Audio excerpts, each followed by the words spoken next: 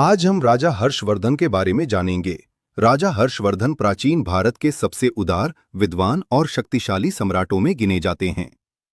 उनका जन्म 590 ईस्वी के आसपास थानेसर, वर्तमान हरियाणा के राजपरिवार में हुआ था। वे पुष्यभूति वंश के थे। उनके पिता का नाम था प्रभाकर वर्धन और बड़े भाई राजवर्धन। हर्ष बचपन से ही बुद्धिमान, साहसी और करुणामय स्वभाव के थे।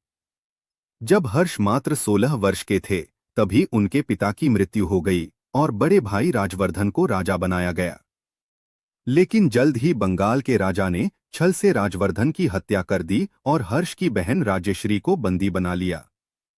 इस दुखद घटना ने हर्ष के जीवन की दिशा ही बदल दी। हर्ष ने प्रतिज्ञा की वह अपनी बहन का सम्मान लौटाकर रहेगा और इस अन्याय का अंत करेगा। उन्होंने सेना का नेतृत्व किया और दुश्मनों को हराकर अपनी बहन को मुक्त कराया। इसके बाद उन्हें थानेसर के राजा का ताज पहनाया गया। कुछ ही वर्षों में हर्ष ने न केवल अपने पिता का राज्य संभाला बल्कि उत्तरी भारत के बड़े हिस्से को एकजुट कर लिया। उनके साम्राज्य में पंजाब, राजस्थान, उत्तर प्रदेश, बिहार, बंगाल और ओडिशा तक के क्षेत्र शामिल थे।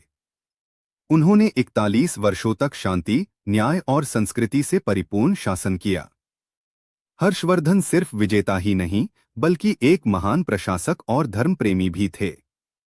उन्होंने बौद्ध धर्म को अपनाया लेकिन अपने राज्य में सभी धर्मों को समान सम्मान दिया। वे विद्वानों और कलाकारों के संरक्षक थे। उनके दरबार में प्रसिद्ध लेखक बाणभट्ट थे जिन्होंने हर्षचरित नामक जीवनी लिखी जो आज भी एक ऐतिहासिक दस्तावेज मानी जाती है।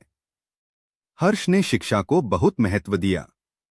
उन्होंने नालंदा विश्वविद्यालय का भरपूर समर्थन किया जो उस समय का विश्व का सबसे बड़ा ज्ञान केंद्र था। हर्ष स्वयं भी संस्कृत के अच्छे ज्ञाता थे और उन्होंने कई नाटक भी लिखे जिनमें नागानंद प्रसिद्ध है।